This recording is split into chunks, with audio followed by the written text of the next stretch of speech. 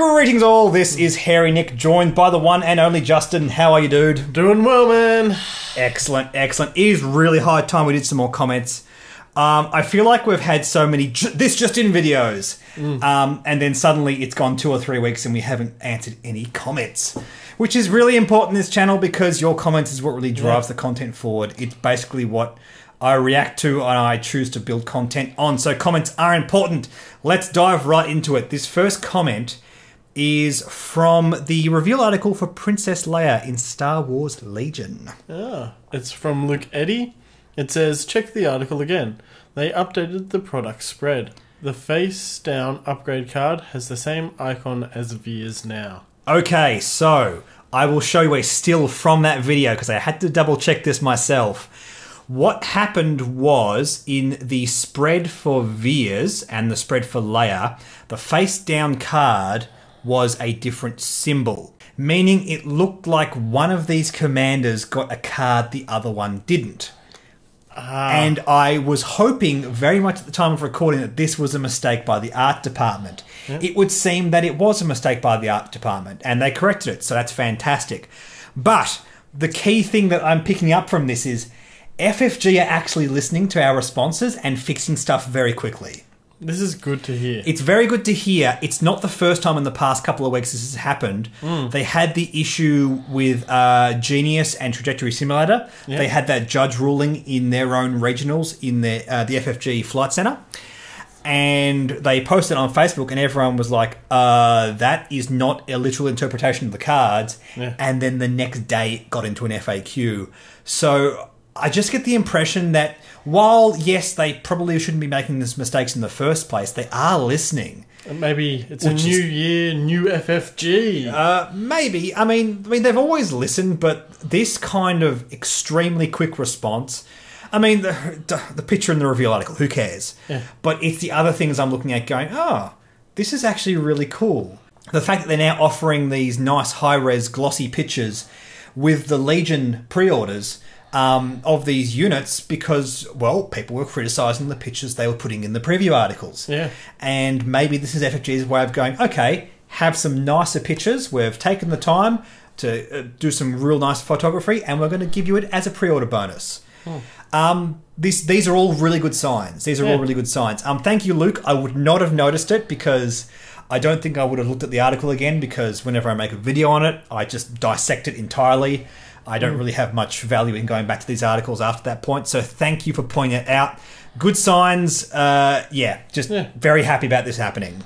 The next one is from Peter Hoffland. Your talk on the crack shot got me to finally have a look at the timing chart. So as a defender, you have to decide whether you change focuses to evades and add an extra evade token to your roll on the modified defense step, while crackshot activates at the start of the next compare results. Yes, and this is basically the main reason why I think crackshot's worth taking. Because you roll your attack dice, modify your attack dice, your opponent rolls their defense dice, they modify their defense dice, then you compare, then you crackshot. It's like modifying your dice again in response to your opponent modifying their dice, kind of in a weird kind of way. And it's the reason I think this EPT that you have to discard actually has value. EPTs that discard, in my opinion, are rarely worth taking because the slot's just too valuable to have something that only works once. It has to be a really powerful effect, and Crackshot is one of those rare examples where I think it's absolutely worth taking. And talking about the timing chart, it's a pain going through it, that kind of stuff. But basically, FFG gave us this timing chart for these reasons in particular. It's so that whenever we see a new card, like Crackshot or anything else that gives us a specific step in the text, we can then go, okay, let's have a look at this. Oh, this happens then. This is before or after my opponent modifies their dice or rolls their dice or whatever. Which is really good. It's the main reason we have the timing chart. And yeah, Crackshot's awesome. I strongly recommend it to anyone who's ever thought of playing around with it. Yeah, the only other one that I can think of utilising as an EPT is probably Selflessness. Yeah, as the one-off discard to spend. Yeah. But that's because Selflessness works in conjunction with certain pilot abilities like Lorik and Wolf Warrior and that kind of stuff. Yeah, for sure. It's pretty much those two at this point. Like Adrenaline Rush, Lightning Reflexes. This is really stretching my brain at this point. I'm not a huge fan of those cards. But yeah, it's basically refer to the timing chart, have a look at these things because the way they time actually affects the power level of the card. And that's why these upgrades are worth taking. The next one is from Tim Webb. What about Maul? That's a Darkside Force user that I would like to see in a third faction. This one was in response to the Star Wars Legion release date being announced, where we had an article that talked a bit more about Darth Vader. Or was it Luke? I forget which one. In any case, we have cards in Star Wars Legion that says dark side only, light side only, referring to a super faction, which is not just Empire versus Rebel, which means we're probably going to see other factions throughout the game. And yeah, Maul. yeah, I completely agree. If we go into CIS territory at all, Maul is incredible. I want to see Maul in the game of Legion. Yeah. I'm not overly jazzed about seeing the CIS in Legion. I think it's probably going to happen. I think we're probably going to go First Order Resistance first, based on the kind of audience the game has, blah, blah, blah. We've discussed this kind of stuff at length before. Yeah. But, Maul would be so good. Maul would be so much fun. Robot Leg Maul. Robot Leg Maul. Yeah. They're going to go there? Oh, I hope so. I hope they go there. That'd be fantastic. Because then you could have him with like 3 speed or something. 3 speed, yes. They'd have to really tame the amount of efficiency. You've got to be careful with this kind of stuff. Yeah. We've talked about Legion before and how they balance out everything, and basically everything's mirrored. So you have like Luke and Vader. They're both kind of the same thing, but kind of not. Yeah. So if you have a Jackrabbit Sith Lord, how are they going to balance it out? Maybe Mace Windu. Yep, this is just immediately as soon as I said that, Mace Windu popped into my head. Yeah. We could have like 2 super fast Jedis. Whoa. It's kind of scary. That could be really scary in terms of the power creep. We don't want power creep to affect this game as much as it has in X-Wing. Not that it's out of control, in my opinion, in X-Wing, but with Star Wars Legion, it'd be so interesting to see how they approach this kind of stuff and design it. And I completely agree, Tim. Darth Maul, yes. I want it. I want it so bad. T. Robinson 47 says, so learn to play days in March, or will there be a chance to play early at an FLGS and then pre-order? Okay, so I said I'd make an announcement on this when I've learned some more information.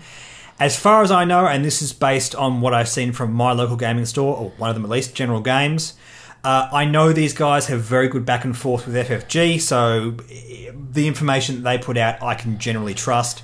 And they have announced their Learn to Play Day on March 22, the day that Legion launches. Okay. So it's probably the case of they can sell it and do Learn to Plays at the same time.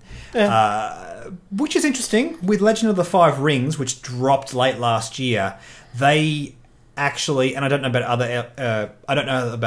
other FLGSs. They had a demo copy of the core set, which we could play in the store. However, they also went to the conventions over in America and got advanced copies, blah, blah, blah. I don't know if that approach is going to be taken in Legion. It looks like at this stage, Learn to Play will be at the same time of launch. It would be fantastic if FFG gave us advanced copies, but we just don't know how that's going to work. And in any case, we're all going to get to play at the same time. Yeah. I think for those of us who are keen to get into it, it's going to be fantastic. We can already pre-order, and we don't really care about Learn to Play. We'll just go jump right into tournaments. I'm going to jump right into tournaments. I'm no holds barred with this game. And if you're on the fence, come in the day of launch and just learn how to play then. Do it. Absolutely. I will be there at the General Games Learn to Play Day for sure. So if you happen to be in the East Melbourne area and you want to come learn, I'll happily teach/learn with you. So please do that. And yes, absolutely. That's the information I know right now about Learn to Play. Again, if that changes, I'll do another announcement in another comments video when that occurs. All right, the next one is a tongue twister. This is from Andres Garcia Saravia Ortiz de Mantelano. I think that's how I pronounce your name. I'm sorry if I butchered that. I don't actually speak Spanish. I think. I'd say Spanish. I'm going to guess Spanish. But yes, regardless, thank you for your comment. It says, nice video. Thanks.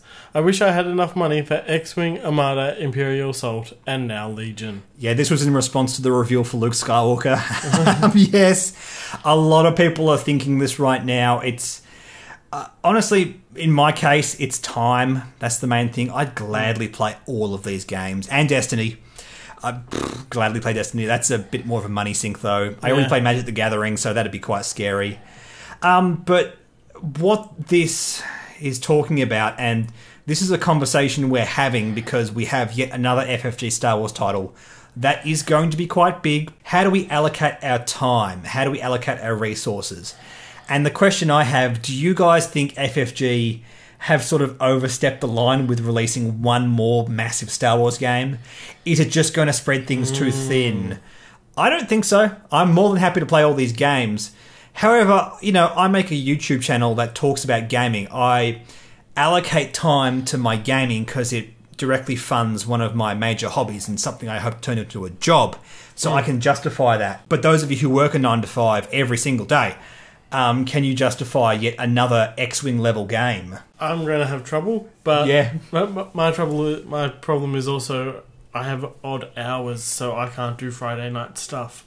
Yeah, that's it. You work nights, and that's just, it's really tough, isn't it?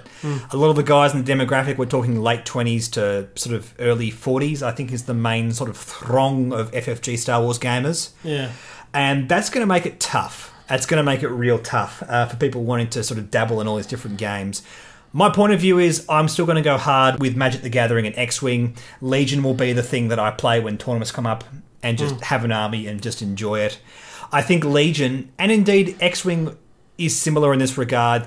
It's simple enough and accessible enough that you don't have to play it week in, week out. Yeah. You're still going to massively enjoy it when you do. It's something which I think FFG can really boast about their Star Wars games. That's true. Perhaps like Destiny is a bit more full on in terms of getting into the core mechanics and really exploiting, you know, with deck building and dice rolling and that kind of stuff. It becomes a bit more full on. From this point of view, Legion, Imperial Assault, Armada, and X-Wing, I think you can still theoretically play all of them and just play maybe each of them once every 2 months. Yeah. And you'd still be happy as long as you can invest in that. It's just tough. It's just tough. We'll see how you go, and we'll talk about this more as we actually dive into Legion and see how we feel about it. The next one is from Dashar. Personally, I would make just one change to that Miranda Nim build. I would swap Miranda's guidance chip out for long-range scanners, so her harpoons are more usable against ships moving later. PS8 just isn't that great these days. I completely agree that Miranda Nim is still an excellent list post-FAQ, just less cruel than it was. Less cruel, still cruel, in my opinion. Miranda Nim is insane, and the fact that we're looking at what happened now that Genius has been scaled back once again, I still don't think it's even worth not taking Genius. I still think Genius is fantastic. It's actually quite terrifying to think that post-FAQ you can do the exact same build and it's still really powerful and top tier.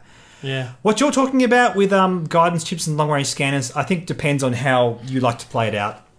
That's really up to you. Long-range scanners means you get that harpoon lock early. It does advertise what you want to harpoon later on in the game, but that's fine. It comes down to personal playstyle.